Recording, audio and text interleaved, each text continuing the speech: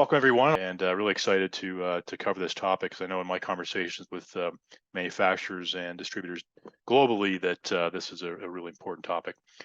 Quick background on us. So My Caribou is a global platform. We have over 44,000 manufacturers, distributor dealers in 150 plus countries, building partnerships together, managing and collaborating with their partners, and recently launched, I should say, our foreign exchange, currency hedging, and international payments. Okay, let me get started with our fantastic panelists today. So Nancy Patterson and Lauren Rodriguez from Strategy Inc. So Nancy is president, CEO, and founder of Strategy Inc. She's a venture analyst, an immunologist with an MBA, and has operational experience leading companies to be acquired by medical multinationals. Nancy has performed thousands of Medtech KOL projects, each with a significant group of identified KOLs in a full range of clinical areas. Nancy is also an editor and chapter author for a 5-volume Elsevier series entitled Clinical and Medical Innovation, and a Wolters Kluwer author on orthopedic technology innovation. Excited to have Nancy with us. Lauren Rodriguez is vice president of Strategy Inc. and has over 15 years experience in consulting for life science innovation with a focus on essential due diligence to support the commercialization strategies of medical technologies. Her work with Strategy Inc. over 12 years has supported numerous innovator KOL partnerships for commercialization, board recommendations, and the identification of investigators for pivotal trials. Additionally, Lauren has a background in health economics and outcomes research consulting, where she co-authored an article on the cost effectiveness of interventions. So really excited to have you both with us today.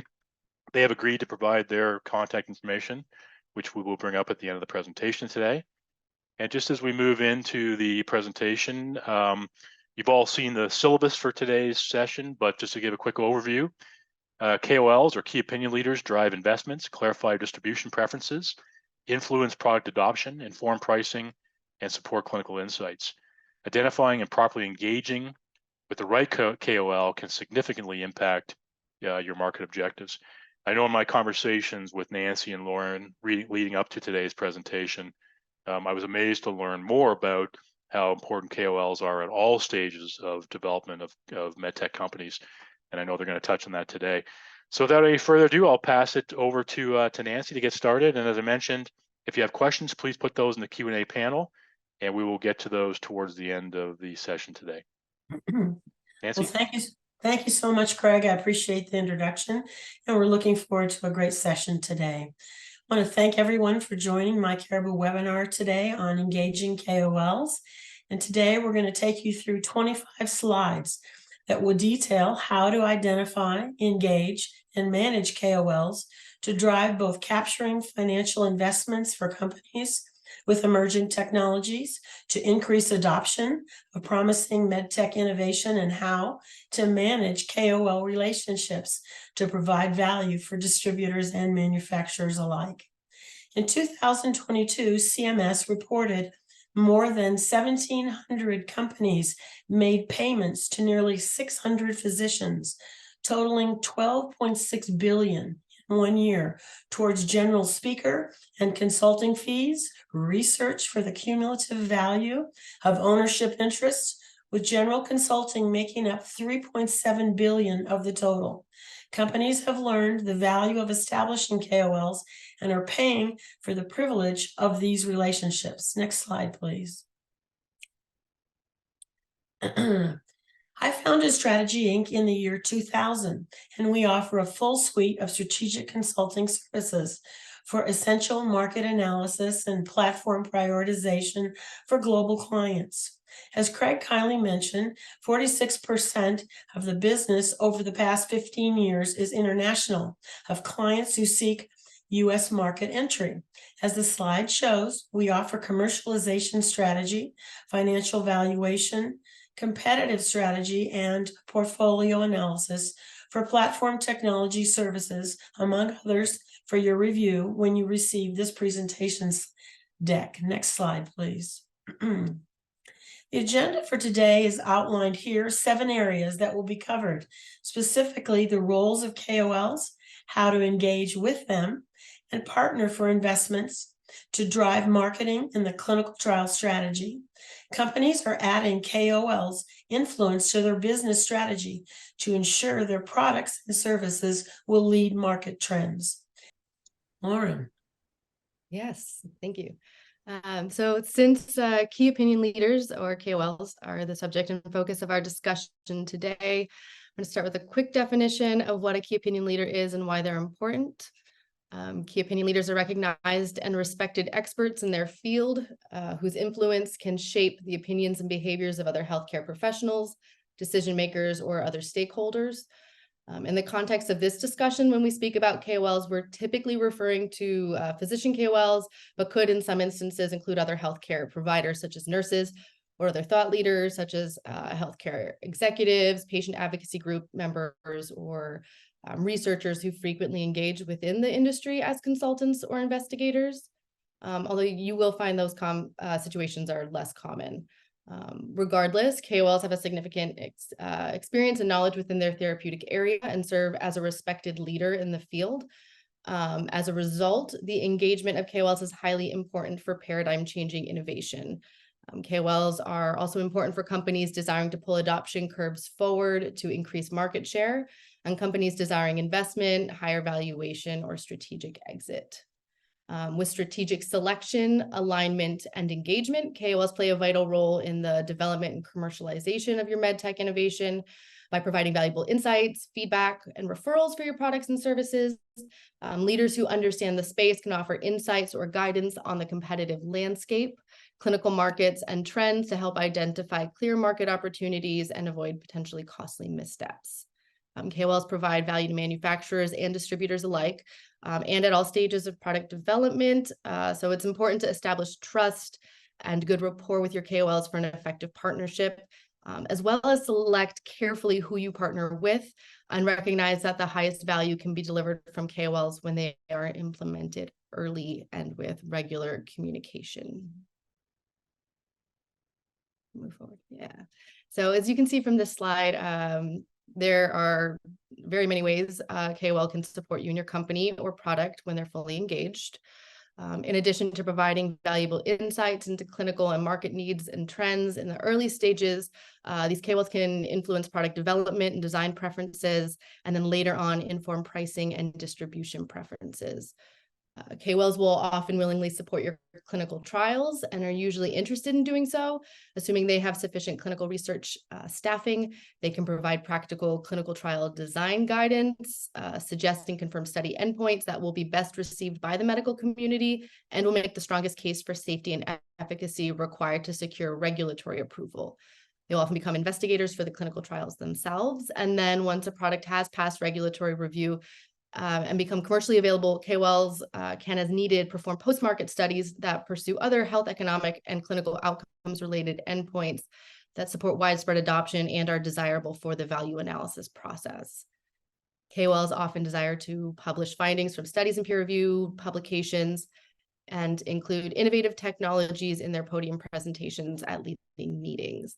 They can join the company, becoming a medical director, participate with advisory boards, support product adoption as a value analysis proof source and physician champion. And lastly, they can influence investment decisions, which I know Nancy will discuss more later this session. Okay. So here we're going to start to dive into the process we use for engaging key opinion leaders. This is something we've done time and time again for US and global companies. We've broken this process down into 5 stages here. The first being identify KOLs to drive your message.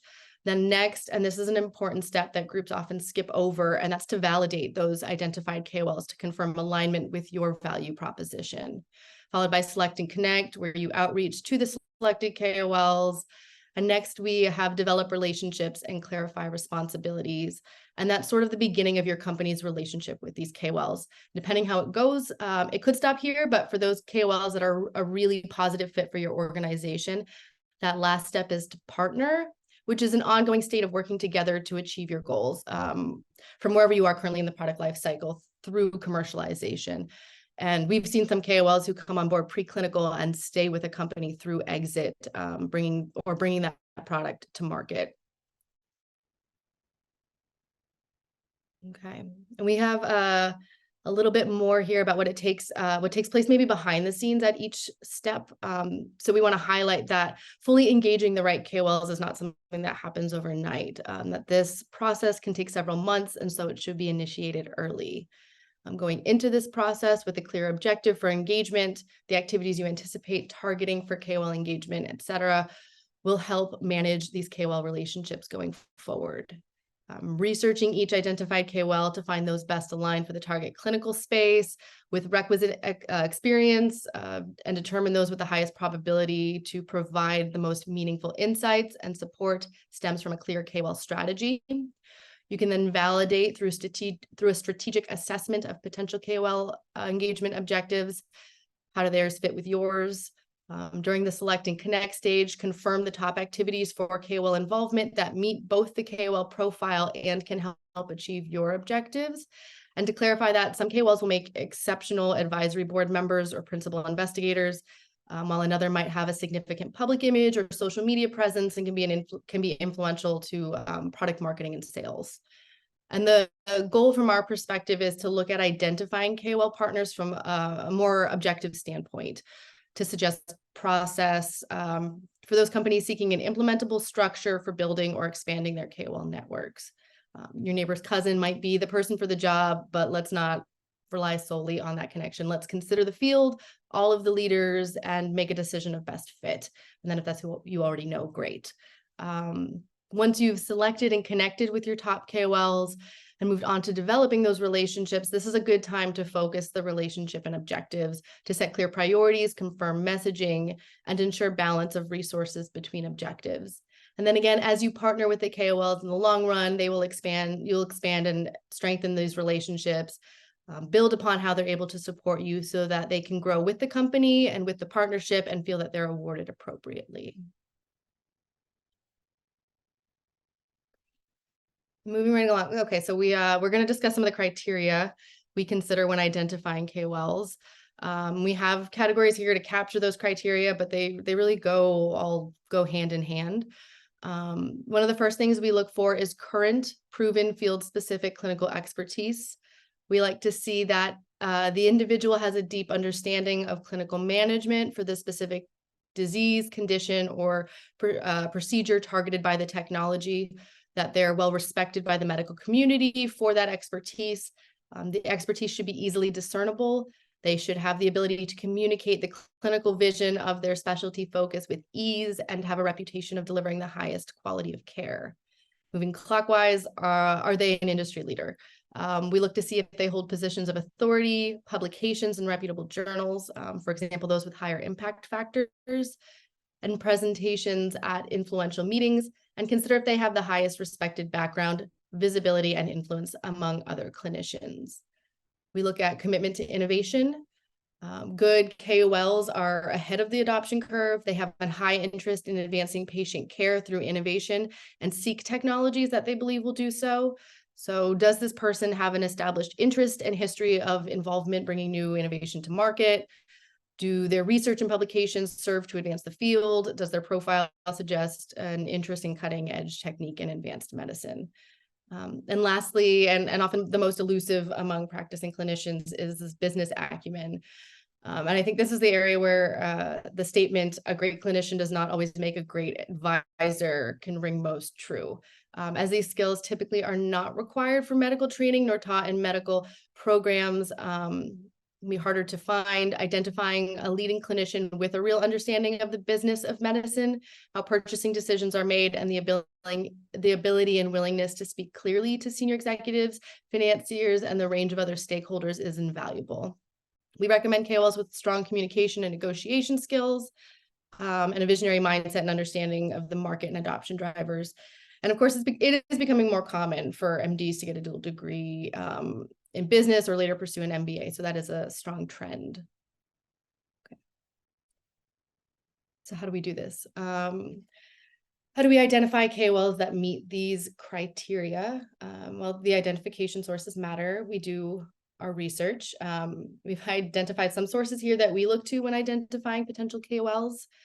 Publications for authors of peer-reviewed journal articles, abstracts, and clinical guidelines in influential and aligned publications, especially lead and anchor authors and those contributing to publications in high impact factor journals. Department heads and established faculty from leading institutions are often looked to as respected key opinion leaders in the space. From clinically aligned meetings, conferences, and recent scientific congress programs, we can identify presenters, panelists, or other speakers.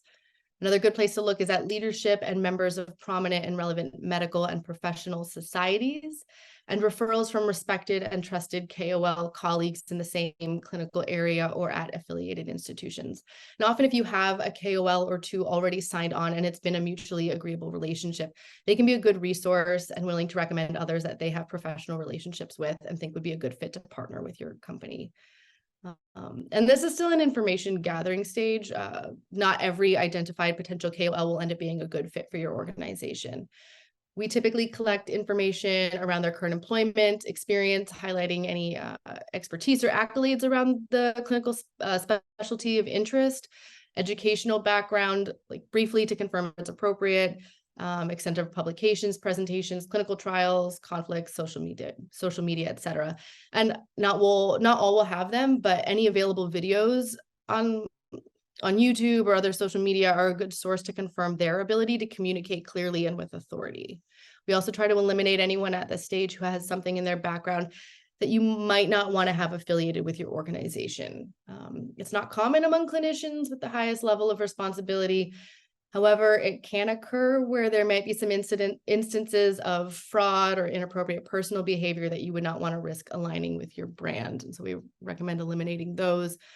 And then lastly, at this stage, it's also important to consider diversity of the identified potential KOLs. Age, gender, race, ethnicity, geography, affiliated hospital type, et cetera, will all influence experience, perspective, and preferences, and should be considered and the diversity captured as much as possible to have a balanced perspective and influence. And we recognize this can be hard. For example, many clinical specialties are still highly male dominated around the globe. Okay. Once we've identified a number of potential KOLs, it's important to confirm their alignment. So in this validation stage, we hold one-on-one interviews using a discussion guide developed to confirm that their experience, interest, and perspective aligns with the company vision, objectives, and specific value proposition, as well as to clarify their level of influence and credibility within the target market and to see how they present themselves and communicate both technical clinical information as well as their opinions. The discussion guides are developed to focus on key insights to the specific KOL, such as their current practice patterns and preferences, as well as the market, such as trends and competitive technologies. And an important outcome of this process, in addition to verifying potential KOLs, is the primary data that can provide key insights to the market, perceptions around your technology, and adoption drivers. We've highlighted a list here on the right of what to ask for or look for, such as aligned clinical interest, current specific experience, sufficient patient volume, which is especially important if you're considering a trial, and then evidence that they perceive as benefit from the technology value proposition, et cetera. Move forward. You can go to the, thank you. Okay, so now that we've collected all this data and we've interviewed a number of potential KOLs and eliminated some, the remaining considered KOLs who meet all the requirements can be evaluated based on objective and subjective criteria to determine best fit. We've included an example here of a KOL selection tool we use to make an objective recommendation of those best fit KOLs. So in this example, the client was seeking KOLs for a range of possible target clinical areas. The initials have all been changed, so no bother wondering who Dr. KR is.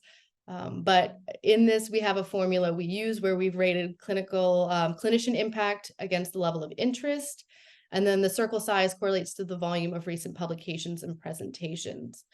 Both impact factor and level of interest are weighted composite scores, capturing a range of variables. And the scoring considers the nuanced requirements of the market, project, and company-specific KOL objectives, which can vary. KOL selection is based on expanded insights captured in the validation stage, and then also based on the different requirements and roles needed filled. Using this tool, the recommended KOLs are those that land in that upper right-hand box. And then we also have a note here to determine the type of agreement: ad hoc partnership, short-term, long-term, etc. Since in addition to the type of activities or support needed from a KOL, the type of agreement might also determine selection. For example, ad hoc partnerships require a different level of KOL availability than a long-term consistent partnership might, and that might influence how heavily a metric like availability influences the grid. And from there, selected KOLs are contacted to reconfirm interest, availability, and discuss the term of engagement. Move forward. Okay.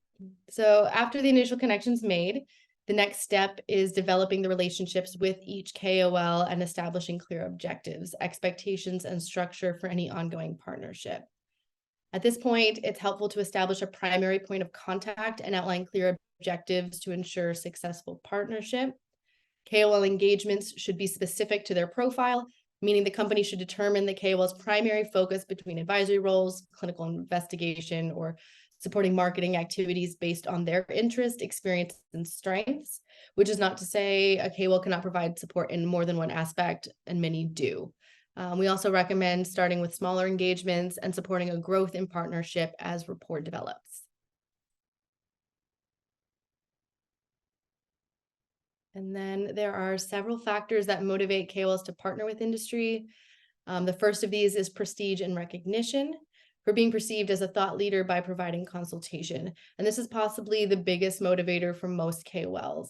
Participation as a KOL is a validation of their expertise, work, and accomplishments, and further enhances their personal and institutional visibility and influence in the medical community.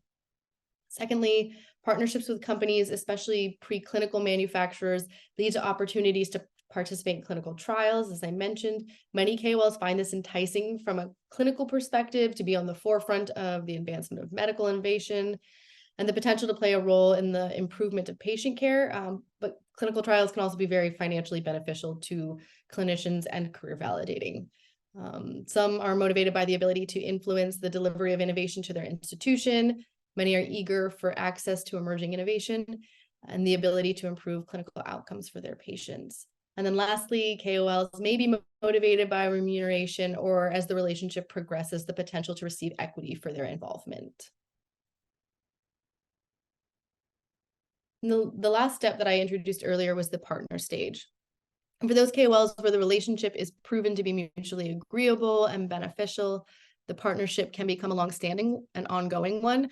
Building trust and maintaining KOL relationships is vital to that ongoing collaboration. It will benefit from developing a two-way communication channel and engaging in regular interactions, advisory board meetings, and other collaborations. Benefit comes from initiating KOL engagements early in the product development process. And as I've mentioned, we've seen KOLs go on to partner with companies from development through commercialization with success. Effective KOL partnerships can lead to faster adoption, as KOL participation as speakers, authors, and researchers leads to market credibility and acceptance. They can play an instrumental role in bringing a new product to the value analysis process at their institution, and they are best positioned to identify gaps and competitive advantages in the treatment landscape. And lastly, as a key component to a successful partnership with KOLs is also providing value to the KOL. There are a lot of factors competing for the attention of these busy and accomplished clinicians. So by understanding their needs and interests, like those that I mentioned on the previous slide, and incorporating that into the relationship and extent of the engagement, they will be more actively engaged. All right, so we're now progressing into how does the engagement process progress? Having executed this thousands of times for 10 to 45 KOLs each time over 2 decades, we have garnered some techniques that are effective and consistently deliver results. The process is divided into 2 phases, as you can see in this detailed slide. Phase 1 is the initial search, where once a specific clinical area are identified, research is executed to potential candidates. The process initiates with polling usually about 200 PubMed articles in specific areas allied to the technology. Just one nuance or advantage of your technology will disclose different articles. Among many others, we are aware of which institutions have strong stroke centers, oncology centers with specific innovation, highest level training programs with implantables that will lead to appropriate patient selection, locations with transformative applications in digital health, peer-reviewed meeting attracting leadership in neuromodulation breakthroughs, and more. Next, we source the full background information on the top candidates: education, presentations, social media, career trajectory, open payments, clinical trials, and many other factors. Outreach is accomplished through some proprietary databases that we've developed. We also seek additional information on patient reviews, discovery of any inappropriate behavior for patient care or business involvement, and clinical trial success. But over 95% of the time, we have not previously contacted a KOL, as perfect alignment is critical to successful engagement. In parallel, working with the client, understanding both immediate and longer-term objectives, we iteratively develop the planned discussion guide of approximately 30 questions, multiple responses, conjoint analysis, and open-ended probing. Initial exploratory interviews are executed and captured, and the data collected and analyzed and comparative analysis performed to reveal those who have the highest potential. Top priority requested criteria about social media involvement, language skills, commitment to innovation, etc. are included. Mutual interest of the potential KOL and the company leadership are confirmed for top candidate KOLs.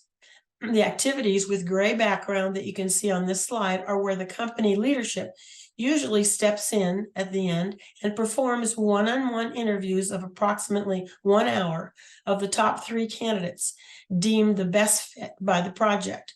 During these calls, the company leadership provides their vision under an NDA, and additional questions about strategy ensue. For those selected, contracts are initiated and the desired commitment is agreed. The initial contract may be for a specific activity: investor interviews, product launch, clinical trial protocol review for primary and secondary endpoints, publication requests, and more. Obviously, each company has divergent needs where they would prioritize KOL involvement. One suggestion is to initially request a consultation versus an engagement until you understand the potential fit between the KOL and your company. Next slide, please. Since the high value created by KOLs for distributors and medical device developers are apparent, what challenges prevent making these connections, and how might you circumvent some of them? After the appropriate potential KOLs have been identified and appropriate backgrounds confirmed, the hurdles fall into 2 categories: access and operations. Accessibility is driven by time constraints and securing a connection. If you have selected individuals with a core value that align with your technology advantages, one needs to be able to convey that value proposition in a short statement.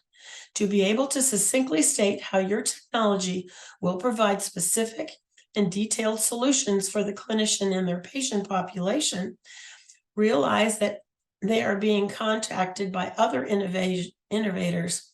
Thus, the exact value proposition in improved outcomes must be able to be conveyed to the target user.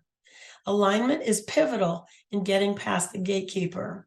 Ethics are critical in KOL development. Confirming the ethical standards of the company of a KOL that they are considering will drive outcomes for publications and presentations. Operationally, your budget will be involved, so allocated resources to fund this activity are required. In some cases, you may learn that an innovator is on the board of a competitor and thus prohibited from being involved, although the highest level KOLs maintain the clinical integrity by being involved with several companies simultaneously to provide an objective perspective. In the case of a new paradigm technology that may be unfamiliar to the potential KOL, a clear statement about the applicability is critical. Some KOLs may be adverse to their paid involvement required being reported to government tracking agencies, and thus they may prefer to offer their services without cost, which is always a significant advantage. Next slide, please. This slide outlines the different KOL roles throughout the medical device product lifecycle. At each stage, KOLs can be involved in functions to influence device design, clinical trial structure, regulatory review, and closer to launch, the process of confirming building product awareness. We will discuss marketing activities in the following slides. This step includes determining the specific market focus and assessing the commercial and health economic value of the solution that is being developed. The process also includes risk assessment throughout the design and development to be able to frame the patient and user risk. How will the product deliver the patient-user-centered approach to the design and the development phase? Next slide, please. Here are some do's and don'ts of partnerships. When you initiate your KOL outreach, you need to have a clear idea of the company objectives and how you will measure them. What are the key performance indicators that will confirm the results of your KOL collaboration? Having specific and realistic goals and KPIs will help you select the right KOLs, align your expectations, and track your progress. On the positive side, they are grouped into the activities that you will have control over, such as educating your KOL to ensure they understand your technology succinctly, and communicating so you have a shared vision and understanding. On the negative side, it is usually the case with initiating valuable partnerships. Communication is key to setting expectations, confirming agreement on objectives and honoraria payment, and ensuring you have a full agreement, permission about what comments can be communicated of their input. Some highly valuable insight that they may be willing to provide to you alone as your partner, but unwilling or prohibited from disclosing. It is important to revisit the plans for dissemination of the information before it is released, so all parties are in agreement. Obviously, ethical guidelines need to be adhered to maintain relationships that you have extended time and resources to establish. Next slide, please. What is the value of KOLs for distributors? Several 2023 quarterly reports and earnings calls included positive outlooks for the medical device sector, improved year over year despite the ongoing macroeconomic headwinds in the form of worldwide inflationary pressure and unfavorable foreign exchange. Companies like Boston Scientific, Abbott, and Zimmer Biomet, and others released positive earning reports for 2023 Q3. What about emerging technology and the outlook for distributors? Value-added services that improve patient experience can help maintain medtech manufacturers expand their sphere of influence through a health journey. Clinicians are able to learn updated hands-on operator techniques, which improves outcomes. In addition, clinicians are able to provide enhanced information on indications for use and patient-selected sections, which also drives sales and improves patient outcomes. One of the biggest advantages that distributors, KOLs, can include sales representatives with customer training, which provides opportunities for customer bonding while highlighting your products. The distributors are able to reference these trainings in follow-on sales calls. A KOL may receive expanded access to products, and there can be bundling discounts that can be offered. Regional meetings are especially advantageous for hands-on training and can often be a venue for society support at cost-effective rates. Let me grab some water here.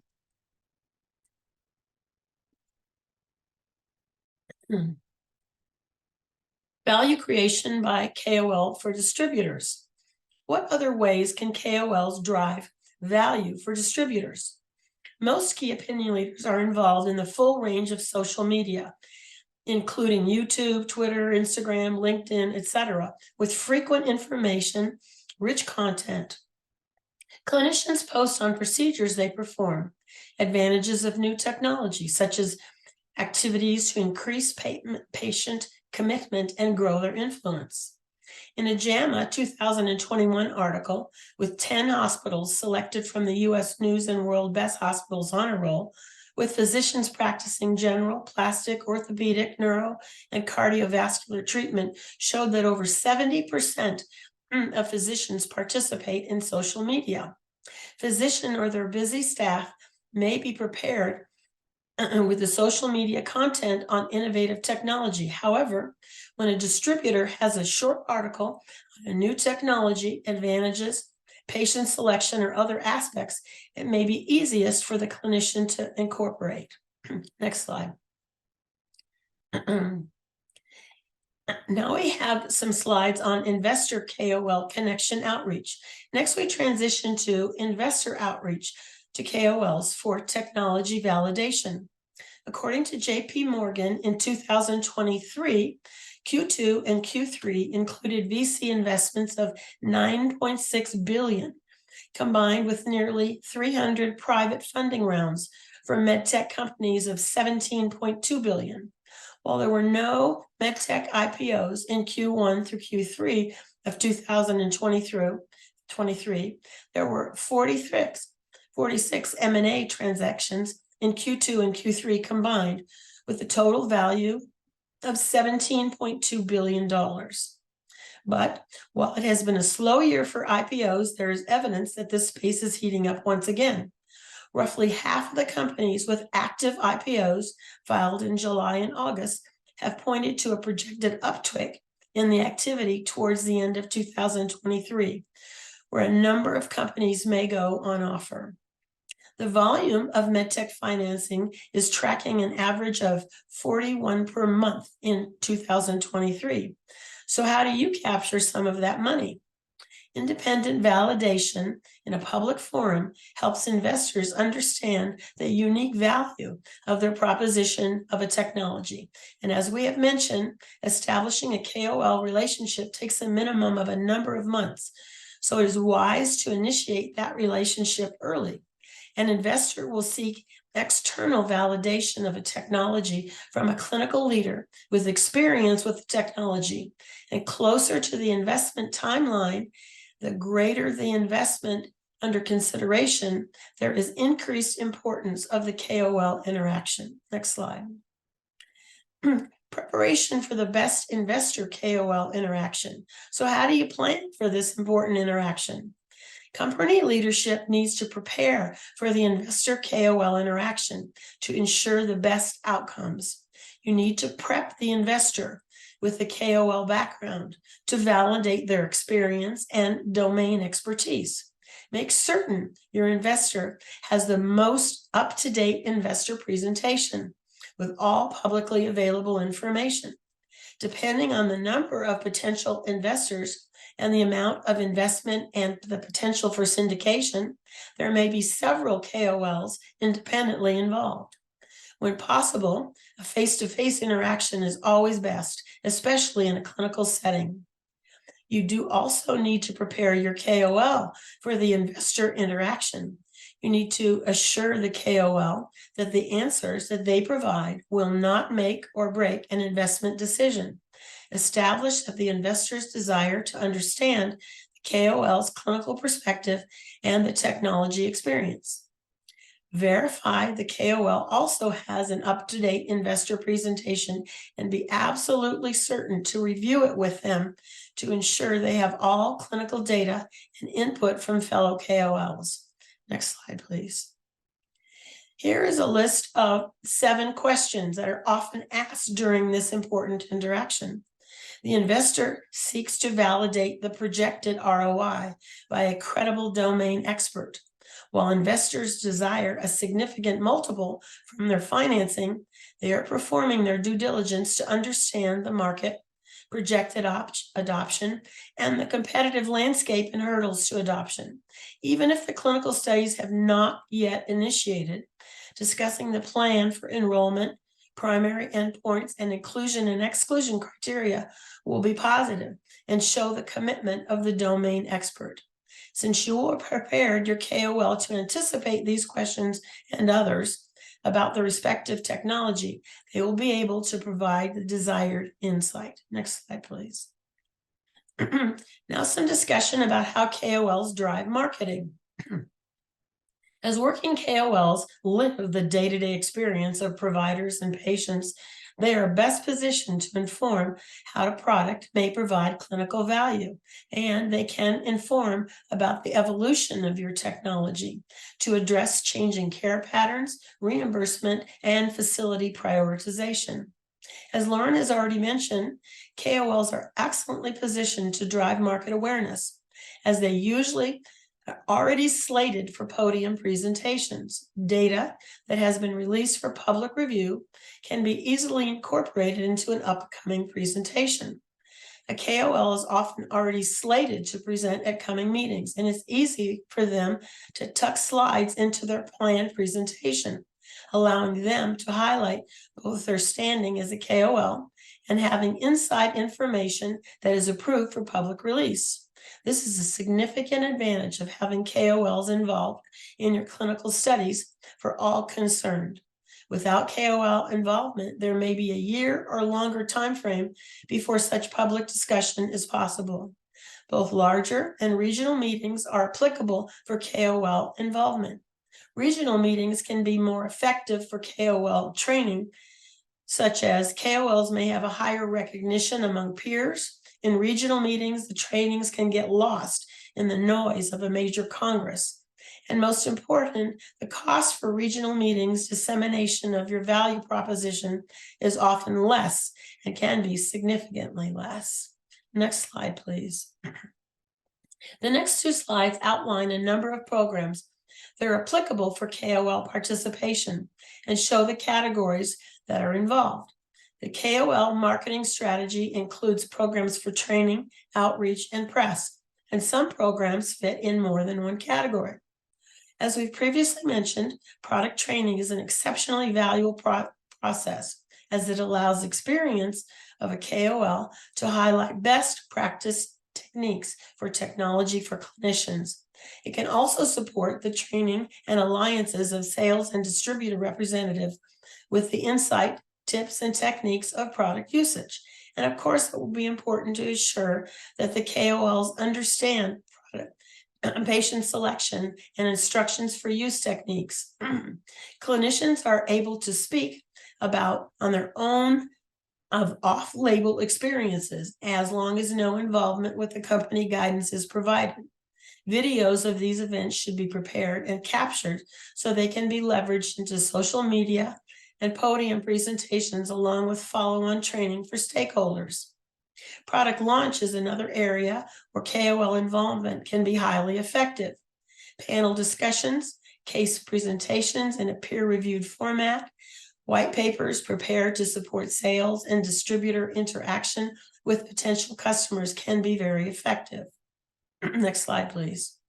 Here are KOL programs for clinical programs where KOLs deliver high value. As you can see by this list, there are a significant number of programs outlined, and there are also others not on this list.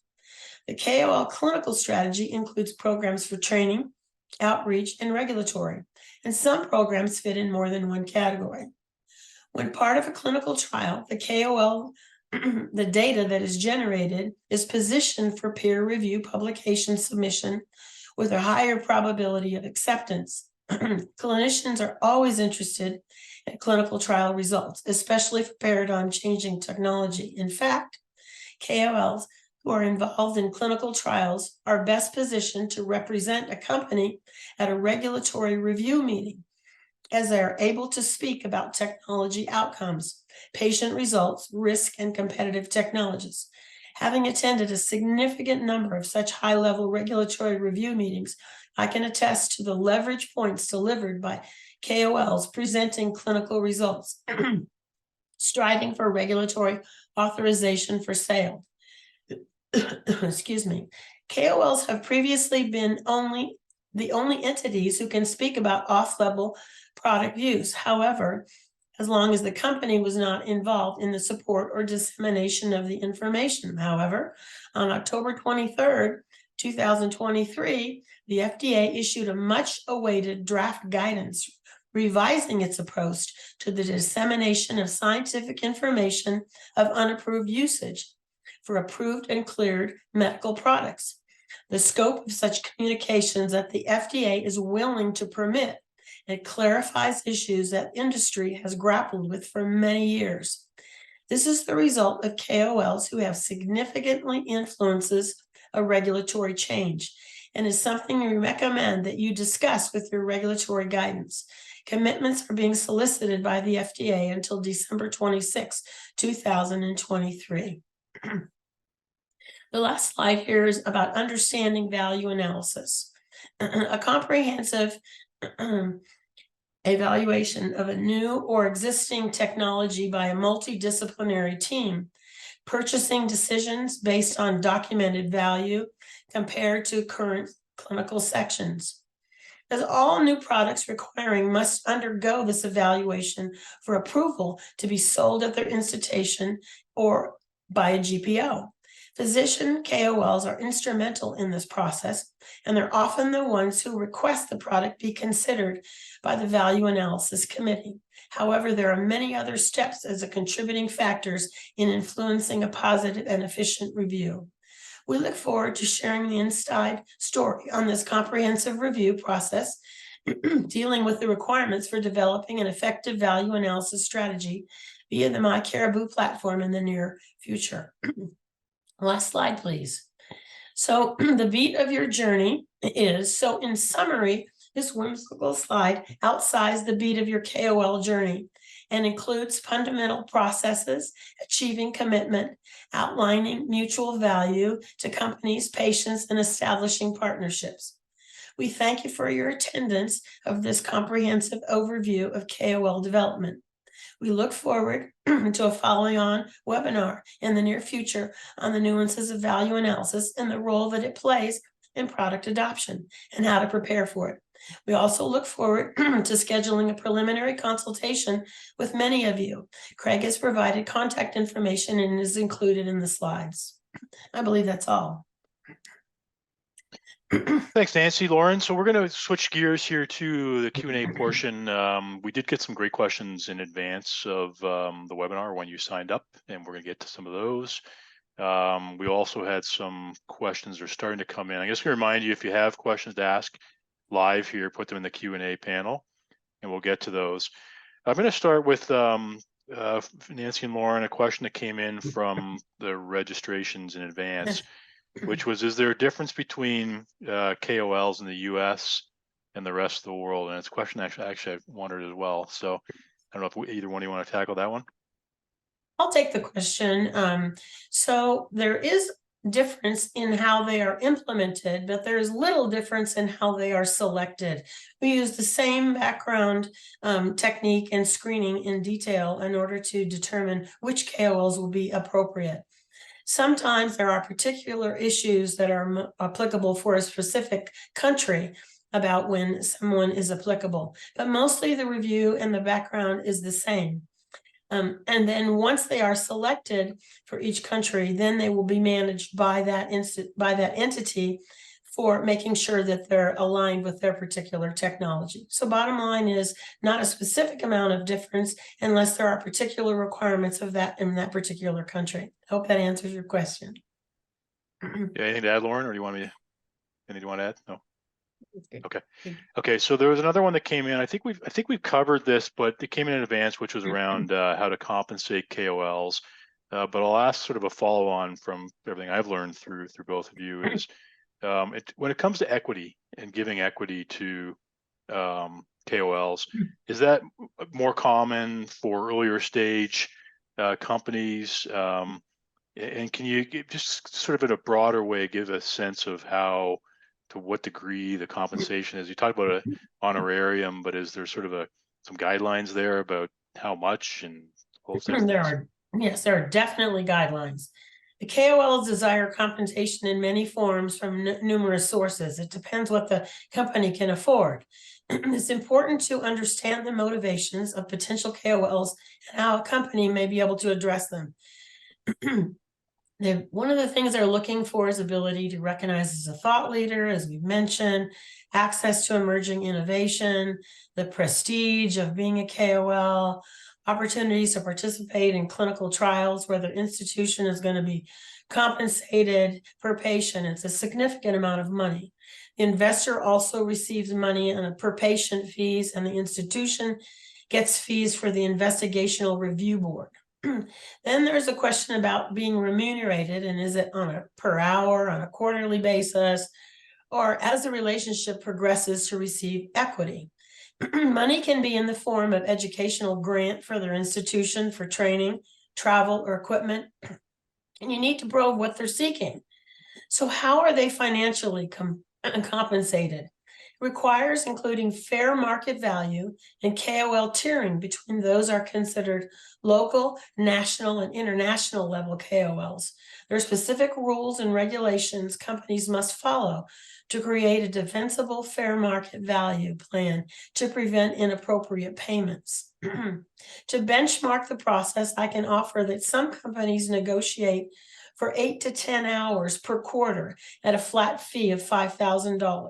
Then the hours are tracked by the KOL. When these agreements are made, the KOLs who need more than 8 to 10 hours for a specific project may request additional hours at a negotiated hourly rate, or that company can be required or approval in advance for those additional hours. The arrangements come in many forms on the company requirements. If the contract is short, for example, the clinical trial design to review a clinical structure, recommendations for primary endpoints and inclusions and exclusions criteria, there may be for, say, 10 to 20 hours remotely. Could include an expanded version with a site visit to the company for a clinical trial meeting, or where the hours could be double that amount. The best advice is to engage early, set up a short contract, invest in the relationship, and it's going to pay big dividends. Hopefully that answers the question.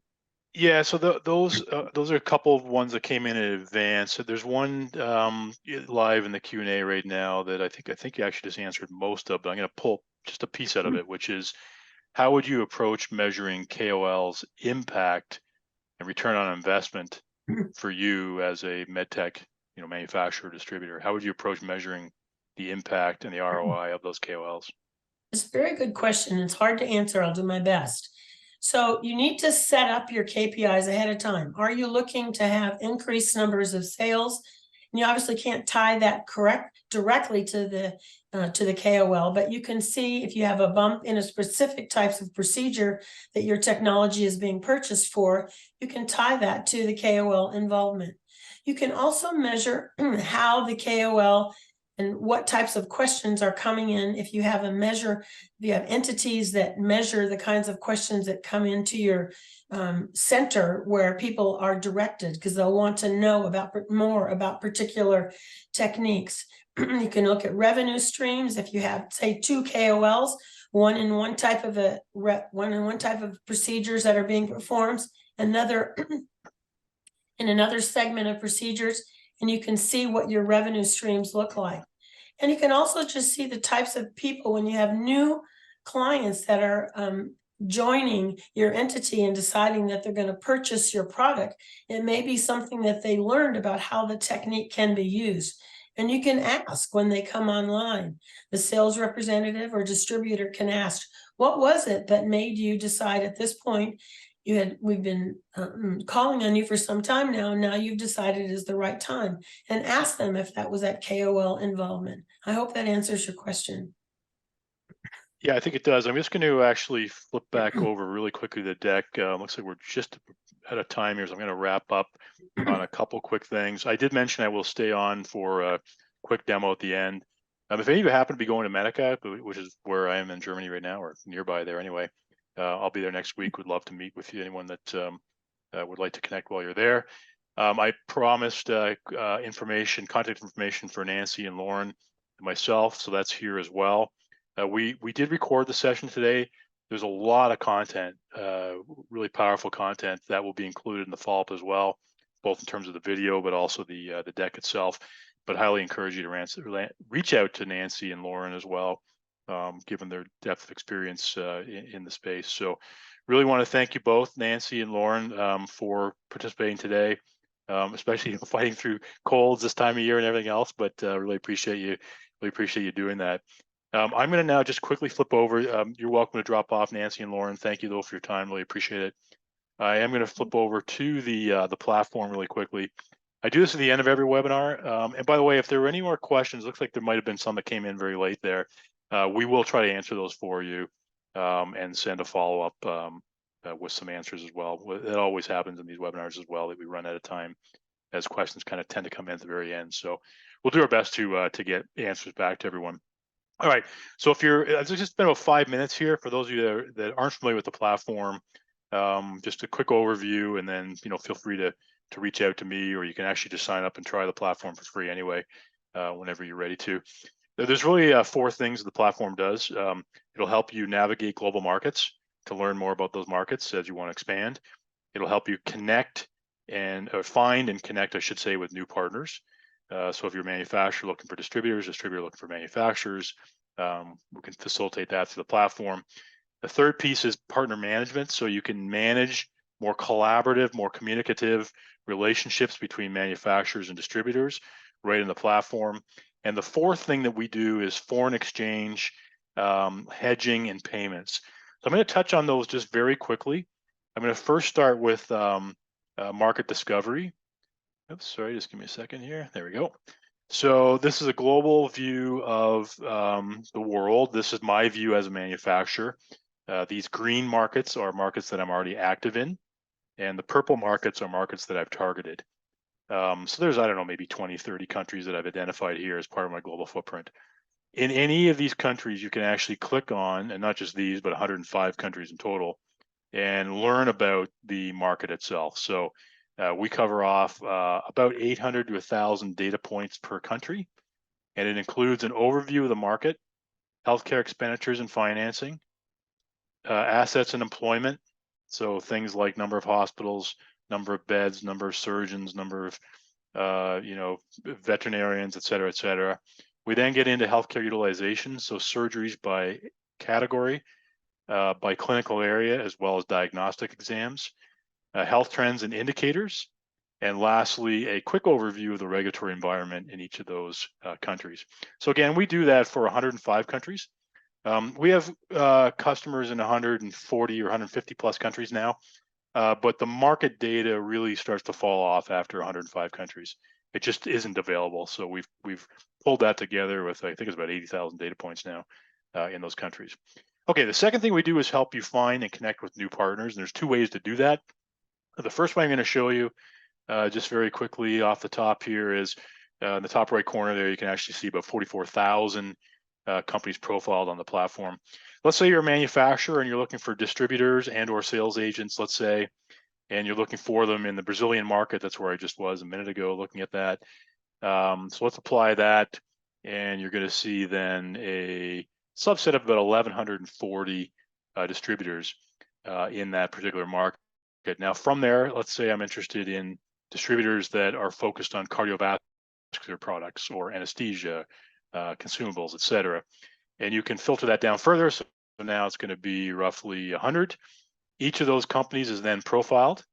We have a overview of the company itself, the description, any certifications they have, their focus in terms of product categories and call points. So this company focuses on cardiovascular and general surgery with call points mostly into hospitals, but you'll see different ones for different companies. If you want to connect to them at this point, you can hit the connect button and then respond to any questions they have set up in their connection requests. So that's one way to find a partner. Let's say you're looking for distributors in this case. Another example would be if you're a distributor on the call today, which was roughly about 25% of you, if you were looking for suppliers of cardiovascular products.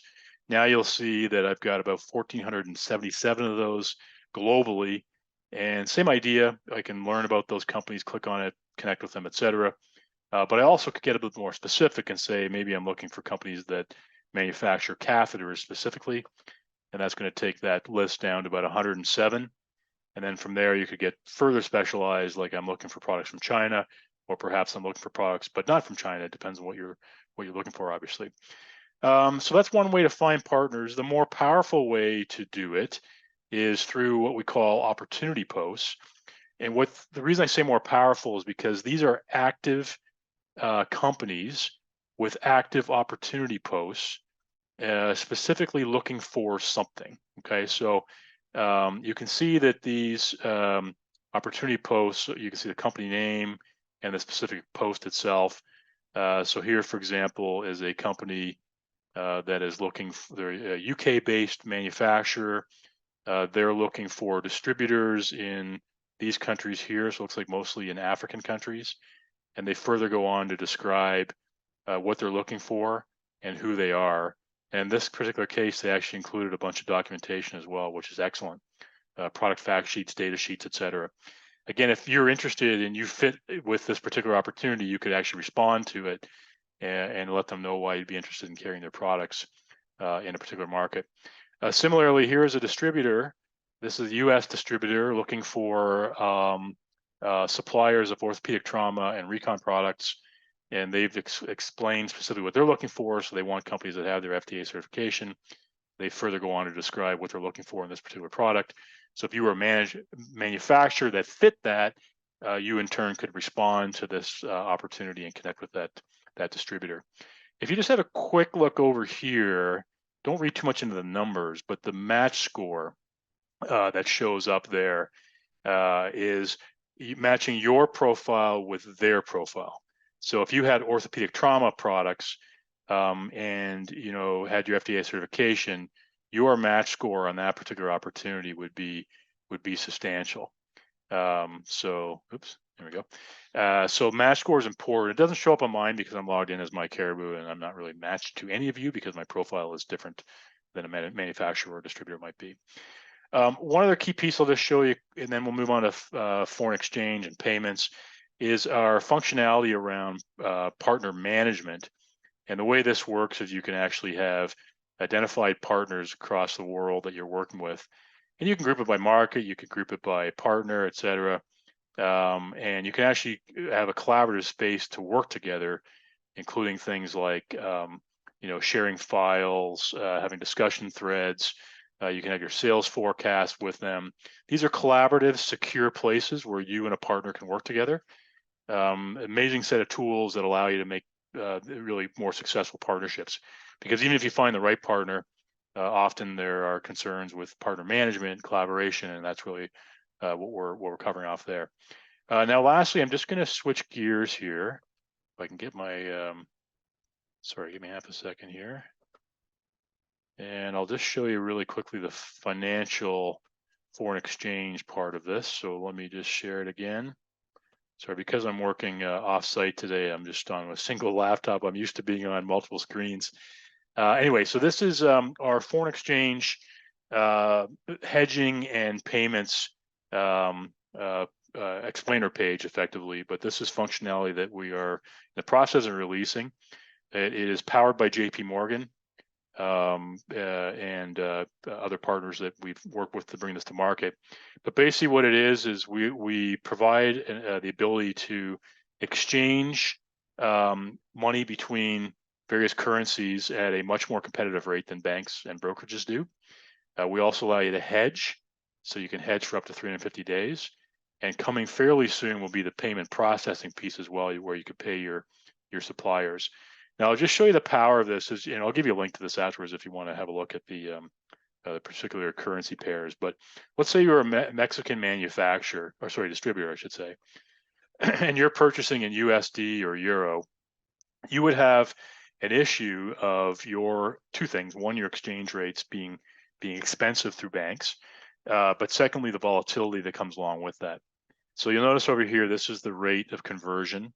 So if I wanted to buy 10,000 US dollars, it would cost 174,000 Mexican pesos. That rate is going to be anywhere from 2 to 5% better than the bank would give you on a spot rate, typically, or even a brokerage. And then if you notice over here, you'll see the volatility of the Mexican peso against the US dollar. And so it gives you a sense of that over time. And you can then lock in with our platform. You can lock in your rates for up to 350 days with no collateral and no risk there, which is really unique to our model. because of the way that this has been built. And if you think it's, use the example of the Mexican currency volatility against the US dollar. If you think about something like even the Australian dollar or the Canadian dollar, same idea, significant volatility. If you're an Australian distributor, you're buying products in euros and USD typically, selling them in your local currency. And you can see the volatility is up to 20% over the past year against those two currency pairs. So this is a very exciting part of our platform, brand new, as I said, powered by JP Morgan. We also work, Barclays and Deutsche Bank are also partners in this behind the scenes.